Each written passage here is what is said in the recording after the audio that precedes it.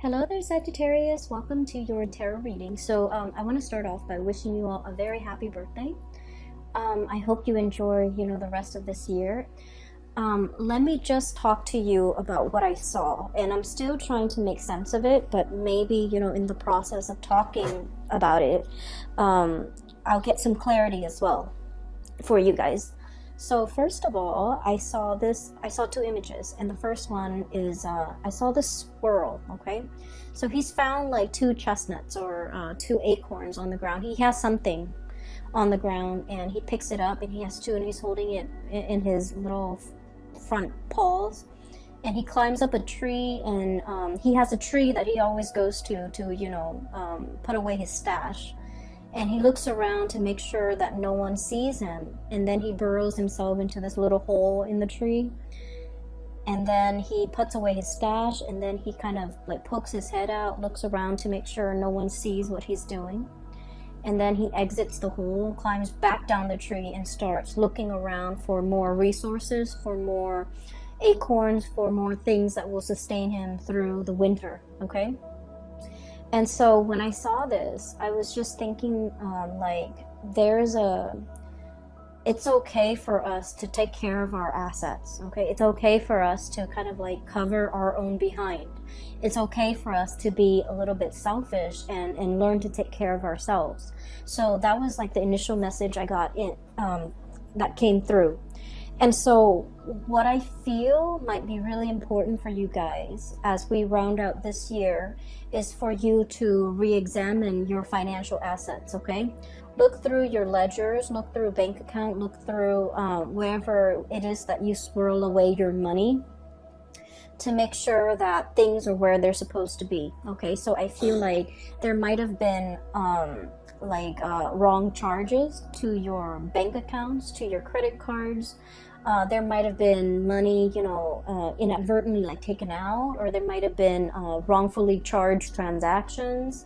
So I feel like it's really important for you to kind of like look through your financial ledgers to make sure everything is up to date and to make sure that everything is squared away the way it should be. I'm also seeing this sneaky behavior, not in a bad way, of course, of like needing to separate your assets, needing to kind of like swirl money away in a place where it's safe, okay? So like having a safe place or a safe space for yourself or for your financial resources would be really good for you. Having a safe place for you to be in, for you to retreat to when things get a little bit dicey, with whomever you're dealing with. That's also going to be very crucial for this month, okay? So I almost feel like you're gearing up for battle. I almost feel like you're contemplating or thinking about some major big change in your life that requires quite a bit of financial resources, or even resources in general, whatever that might be, time, money, energy, just like you're gearing up for something really big, and you need to make sure that everything is lined up, okay? So I have a Sagittarius moon, and I know Sagittarius people really, really hate like bookkeeping, itemizing, making lists, making, check off things and making sure every little thing is where it's supposed to be. Like that is one of the worst things that a Sagittarius, would like. That's one of the worst things that I feel, you can subject a Sagittarius to, because you guys don't like to do these little minute details that is time consuming and tedious and overall it's not really fun. But because you don't like to do it, I feel like there's more urgency for you to do it, especially for the month of December. So I feel for many of you this might be a good time for you to just lay out everything in front of you and just take a few hours of your day and try to knock those things out, okay? For many of you this could be like end of the year like accounting, okay? So itemizing everything that you have spent, all the expenses, all the expenditures, or your revenue, like whatever it is. I see a lot of just numbers, a lot of things in front of you that you have to like itemize, square away, file away. And I know it's very tedious and it sounds so excruciatingly painful to have to do, but it's really important that you do it. Okay, so that's the first thing coming out. And the theme that I'm seeing is definitely kind of echoed in the cards. Okay, so let me show you all the major arcana cards, and I'm trying to make sure I don't lose the order here. We have the High Priestess, we have Temperance. Let me show you this card, Temperance. This is your card. We then have the Strength card. Then we have the Magician. So 4 major arcana here. We have the Devil. And then we also have the Hierophant. So what I initially picked up as pretty much the theme for this reading is I almost feel like there is a huge tug of war happening within you, okay, in your psyche or in your emotional state, okay. And I feel like what it is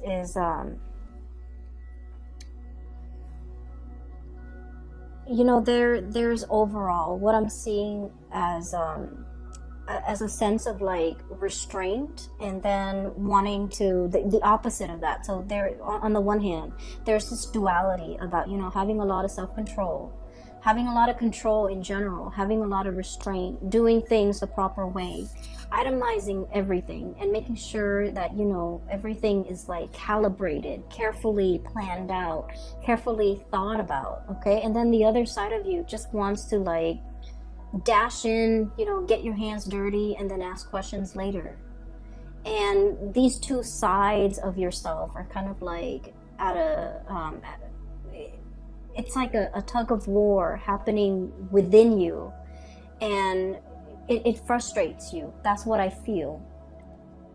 And I also feel like with this energy, the High Priestess, hanging on to something very, very tightly, okay?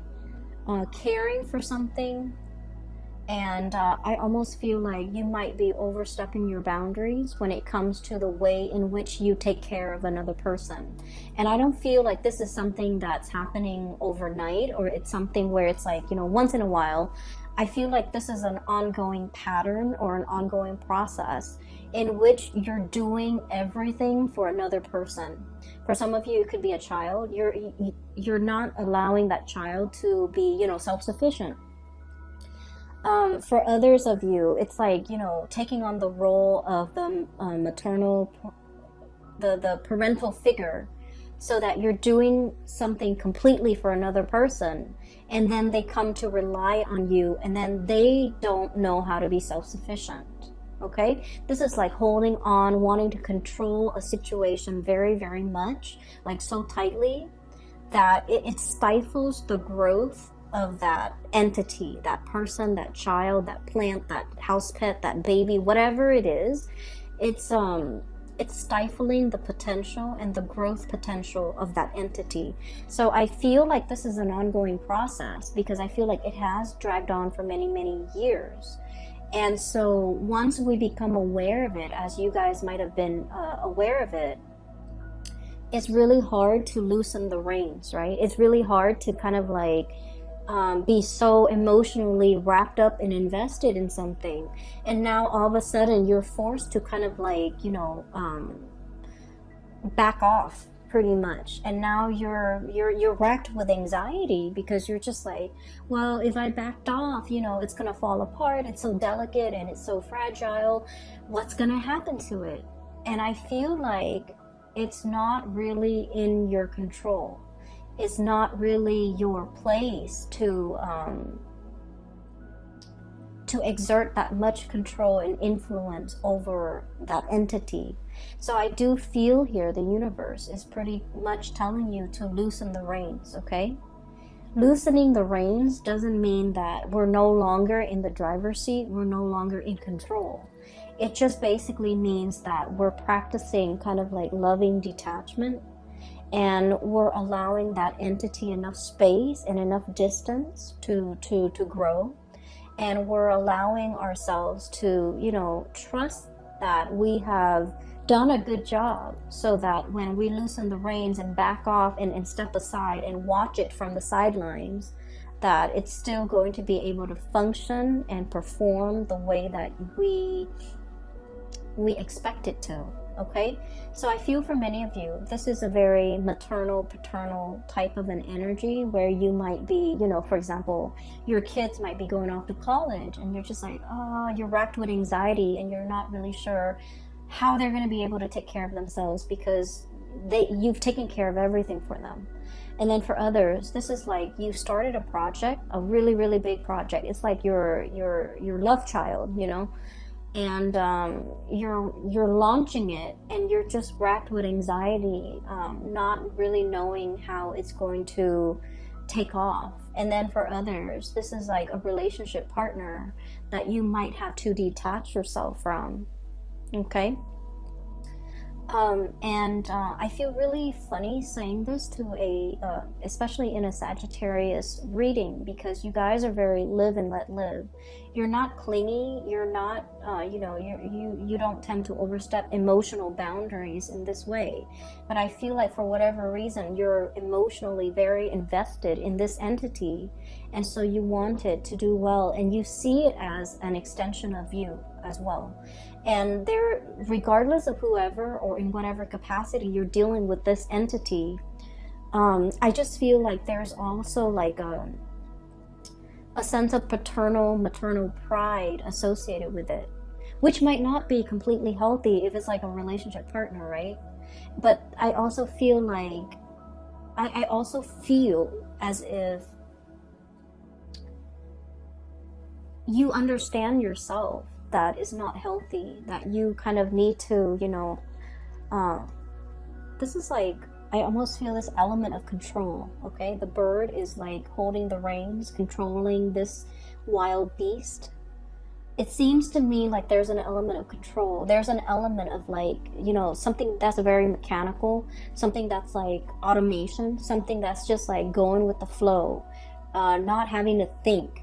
Somebody who is well taken care of, that they never have to think about what they need to do to take care of themselves. And when we put another person in this type of a situation, we take away their free will and their human agency and their ability to act and think for themselves and their ability to grow as a person. So I do feel like this energy might not be completely healthy. So if you're aware of this, it is time for you to really, really loosen the reins a lot more, so that, this situation can start to, I guess, thrive and flourish on its own. Okay. Next to that, I have here the devil. And this is like, the way I look at this card is, it's something that's very debilitating. Okay, it could be physically, mentally, health-wise, but this woman, she's got a blindfold on. So I feel like it's like a situation where we're in denial of something. Okay, we're in denial of our, for some of you, dwindling resources. Okay, and of course not all of you are going to be in this situation, but I do feel like we can no longer be in denial. We need to, take out the spreadsheet, go through all of our bank ledgers, and try to figure out, how much financial resources we have at our disposal, how much we can afford to spend, how many more years we need to work before we can completely retire and be comfortable financially. We need to see, if we're planning to sell a house, for example, we need to look at the market price and do some preliminary research to see how much the house is worth. So I feel like there's a lot of financial planning here that you haven't been too savvy about, that you need to, work at. And I do feel like it's better for you to be ahead of this energy and to know how much assets you have and to know your financial standing and your financial situation before something else happens. So I just feel like there's something you've been in denial about, and you kind of brushed it off, and it's really time for you to just, face those fears, because if you think about it, all the in the previous few years, for example, the previous 5 years, the things that you really feared, once you face them head on, you realize they're not that scary, right? So we have a habit of making like mountains out of molehills, and so when we don't like to do something, in our heads, those annoyances or those things that we don't want to do, they get bigger and bigger. And I feel like if you just sit down and tackle it head on, it's not going to be that bad. So I would urge you to not procrastinate on this, and just take off those blindfolds and really get the proper information to know exactly what you're dealing with. Okay, so that's the really important message, because it's all concentrated in this area where the 5 major arcana cards are located. So I do feel it's time for you to kind of like have mastery over this situation. Okay, get out from behind the steering wheel and just look at the situation and examine it and have control over it. So the Magician energy it's a really strong energy. It basically indicates manifesting, being able to turn a situation and manipulate a situation in your favor. So I do feel like things are not what they seem, and they're not that scary. So it's really important for you to own up to your sense of power and take control of this situation. Okay, so those are like all the disparate messages that I was picking up from that first image. Okay, the other thing that I do feel as well is if you're dealing with another person and you're financially linked up with them. Okay, the Devil energy and the 8 of Pentacles really indicates, a situation that you've really worked hard at. And I do see a little bit here about, the environment, other people, circumstances, life choices, events, culture, religion even, that's pigeonholing you into doing something, right? And I feel like you were expected to do something, and you stuck it out because that was what was expected of you. And I feel almost like whatever that was really expected of you, you never questioned it. You never questioned, is this the right path for me? Is this my destiny? Is this something that I really, really want? Is this, you just took it at face value that was the best optimal outcome, or that was what was expected of you. You never questioned it. And coming into this month, I do see a lot of self-awareness, a lot of realization, a lot of this energy here with the High Priestess. It's like really knowing ourselves, knowing deep down in our hearts of hearts, in the recesses of our minds and our hearts and our soul, what is good for us, what really inspires us, what really excites us, what we really want as an individual. Once we peel away all those layers of societal expectations, family expectations, doing what is required or expected of us because that was what we did, because we were it was imposed upon us. So I do feel here you're casting away those chains, okay? Literally just like breaking free. And I feel starting over. And I feel as well figuring out, like very carefully measuring and trying to figure out, if this didn't work for me, if I've worked really diligently, for the past 8 years at it, and it wasn't right for me, what else is there? Like what's the alternative? what's the outcome? And I would urge you, you know, don't sway too far on the opposite ends of the spectrum. Okay, so for example, you might have been that, you know, really, really diligent student, going through med school, law school, or doing something, you know, like working on your master's degree or a PhD, and then you're just like, I'm burned out. I'm having doubts whether or not this is the right career path. And then, you know, the opposite end of the spectrum is just like dropping school altogether, withdrawing from all of your classes and taking a sabbatical and just, you know, traveling for 3 years.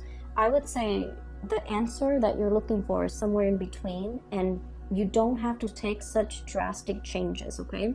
A lot of the times when we feel like we've been shackled or stuck in a situation for so long, once we have our sense of freedom back, we feel like we want to, you know, go wild. But I do sense in this situation, it would be best for you to, you know, have a game plan, lay out something like a blueprint of the alternative courses that you might take, okay? For some of you, this might be a schooling situation because that courses, it resonated. So I feel like chart out a new course for yourself to figure out what's a more moderate or less extreme road or route that you can take in once you've decided this is not right for you. What is a more or a more moderate or a better fit for you? So going from there, okay? So don't let your energy fluctuate to the other end of the spectrum, because I feel like you might make some decisions that you're going to regret, okay? So just a heads up, because I do feel this tug of war. And you know, when you look at people in a tug of war, it's like you have a bunch of people on one team and a bunch on another. And if they're constantly tugging, then no one's really falling down. However, if one side decides to just let go of the rope, the other side will be able to pull, and then all of their members will like stagger to the floor, right?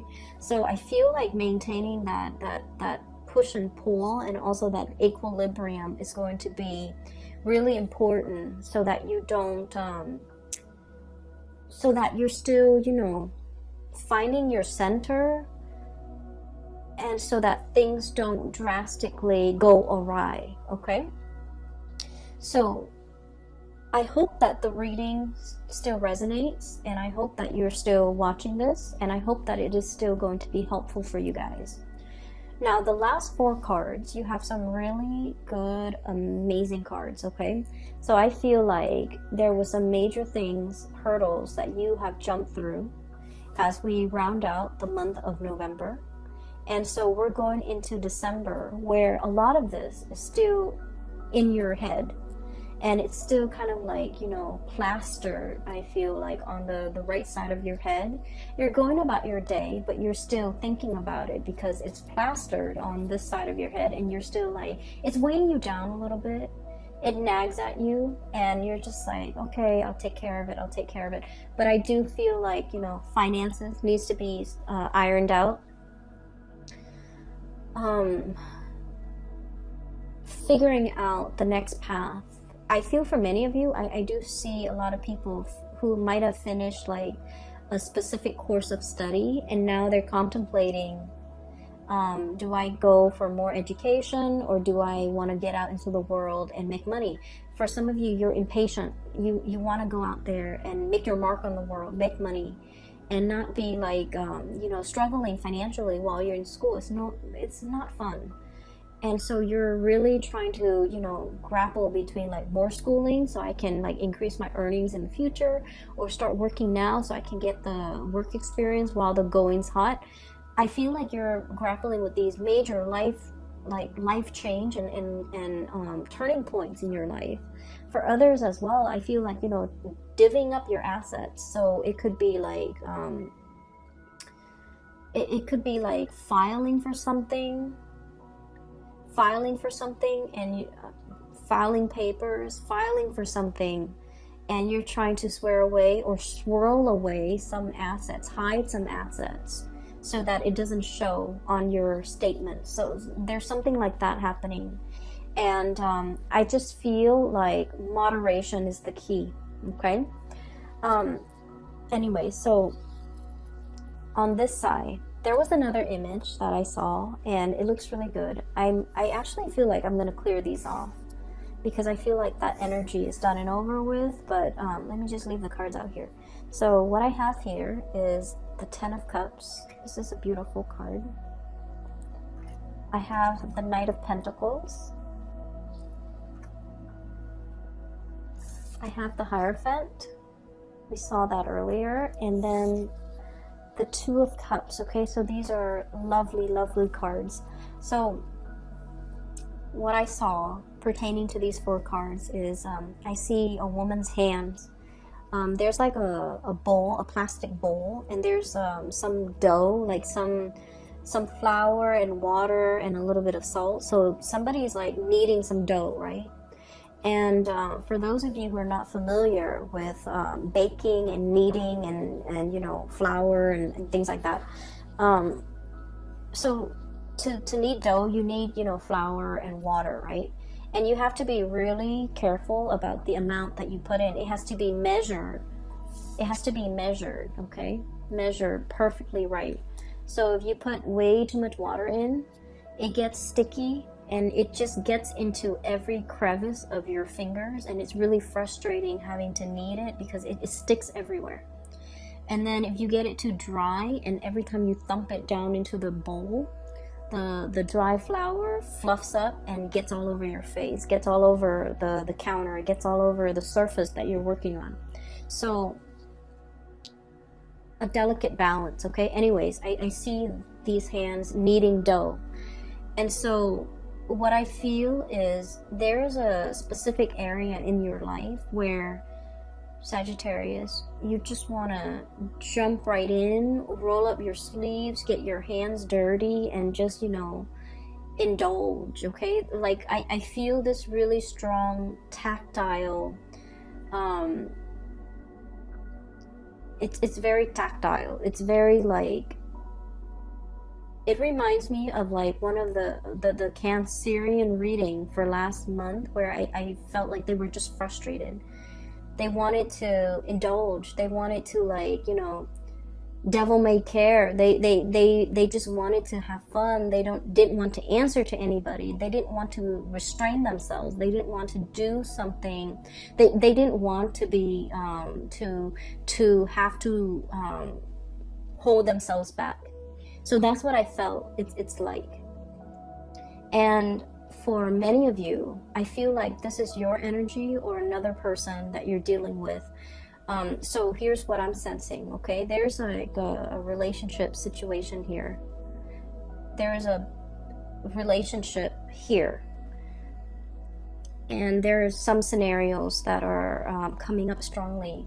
I feel for many of you, we have the Hierophant and the Two of Cups. I feel like you might be dealing with someone who's in a relationship, who's like already married, okay? And then I also feel like the connection between the two of you is very strong, okay? It's like the fish, okay? And I almost feel like the two of you, if you work together, you're a very good, like, partner. Like the work relationship is amazing. The two of you, if you were, you know, if you happen to be both single and dating, this is like a power couple. I always think of the fish as, like, you know, it generates prosperity, and that's why we have, like, fish in the koi ponds, right? So it generates prosperity. So it's like together, the two of you would generate a lot more money as a couple. So this is like a power couple dynamics that I'm seeing here. But I feel like you might be married or they might be married. But the connection between the two of you is very undeniable, and it's really strong. And the two of you have this really strong, playful energy with each other. And I do feel like, you know, there's a lot of tension. There's a lot of, like, this romanticism that's kind of, like, suppressed.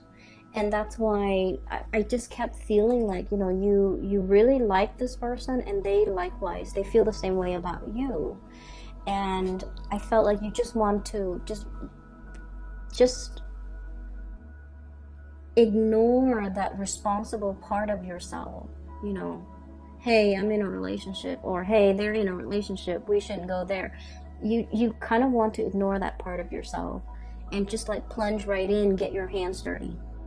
Okay, that's what it feels like to me. And then for others of you, I feel like for whatever reason, there's something about this relationship that's taboo. Okay, I do feel for many of you, cultural differences, even though I don't know why that would be taboo, or even like a workplace romance where it's not allowed by HR, for example, or you don't want to taint this relationship because you work together. There might be religious factors, there might be family, you know, like for example, your family might want you to, you know, date somebody from a specific religion, date somebody from a specific race. There's something here about, like, I almost feel like star-crossed lovers meeting somebody at the wrong time. Okay, and I also feel like there's a lot of restraint here. It could just be a professional type of a relationship, and you want more out of it, and the other person also wants more out of it. The Hierophant screams out to me like tradition, you know, like it's the pillar of morality. So I feel like there's something here that might be posing as a huge temptation for many of you. And you want to indulge in it, but I do sense, like, you know, your judgment, or the other person's judgment, or the other person's sense of morality, or your own, might be at risk, or might be, you know, on the line as a result of indulging in this type of a relationship. So that's what I'm seeing here with the bottom two cards. For those of you who are dating new people, okay, like you're in the dating phase, getting to know, trying to figure out, are we exclusive and things like that, you have some really amazing things coming through. The partner that you're dealing with, I have here the Knight of Pentacles. This is somebody who's still trying to figure out things in their life, okay? It's a very slow moving character. Okay, he's not getting anywhere. He's better off getting off that animal and just walking, you know, in his heavy armor. So I feel like you're dealing with someone, I'm getting the word clumsy, okay? Clumsy. So I'm hearing that you might be dealing with someone who's a little bit inexperienced when it comes to relationships, when it comes to intimacy, when it comes to being a good relationship partner. It doesn't mean that they have any bad intentions. It just means that they need a little bit more guidance and they need a little bit more time. So you have to be very patient with this person. Okay, so I feel like there's someone who's clumsy. So for example, if you're like going on a date, they might not, you know, open the doors. They might not open the car door. They might not be aware that you have certain food allergies. They might not be aware that you don't like a specific type of food. So I feel like it's somebody who's like still new at this, and they're taking their time. And you have to be very patient with this person. And I feel like, you know, beneath that armor is a heart of gold. Like, it's someone who's really good, okay, who's very thoughtful. They need to, you know, come into their own a little bit. So just please be patient. And I also feel like they're very serious. Like, they're looking for their happily ever after, like looking for a solid relationship. I have here the 10 of Cups. And this is a family card. And what I do see with this card, once again, you know, interracial couples, people who have differences when it comes to their political beliefs, their ideological beliefs, their profession, their career goals, and even their religious beliefs. Okay, so I do see this is kind of like that crossroads. But life wouldn't be interesting unless you're dating somebody who's different from you, right? So that you can learn. So I do feel like there's an element here about, you know, two people who are very, very different, and yet when they come together, there's great complementarity because they're learning a lot from one another. So I do feel there's a potential here for a relationship that will, you know, stand the test of time. It's also interesting enough to keep you learning and growing and to keep you interested. And then I also feel, you know, it's stable enough where it can lead to the whole marriage. It can lead to long-term commitment, and it can lead to a lot of compatibility once you've worked out all the kinks, okay? So I feel like you just want to plunge right in, get your hands dirty. But when it comes to relationships, you know, like cooking, you want to make sure the pan is in place. You want to make sure you preheat that oven. You want to make sure that everything is lined up systematically so that the kitchen doesn't end up in utter chaos with flour everywhere, you know. So I feel like in this situation, moderation is key, and holding yourself back and it is really key. So reining yourself back so that you don't scare the other person off or even sabotage the situation by rushing too fast and getting yourself into a situation before you are clear with the other person, you know, what their expectations are, what your expectations are. For those of you who have been waiting on communication from another person, excuse me, I have here the Knight of Pentacles. It's going to come in this month, possibly when we transition into the sign of Capricorn. So that's like the cutoff is around December 21st. I feel like the messages are slowly coming in. And I feel like one of the reasons why there is significant delay is when I look at birds, I think of them as messengers, okay? They chirp, they make noise, they announce their arrival. And with this owl, the owl stands for wisdom. And I feel like this person doesn't just want to communicate. They want a thoughtful sentence. You know, they want to construct a thoughtful narrative in their mind first before they communicate. So they're not going to, you know, shoot off like whatever comes to mind, like hey, in a text. They're going to take their time to construct their sentences, to ask you meaningful questions, and to, you know, follow up with the conversation with meaningful responses. So I feel like there's somebody here that has been mulling over, thinking heavily about like how to communicate, how to reach out, what to say. And I do feel like there's just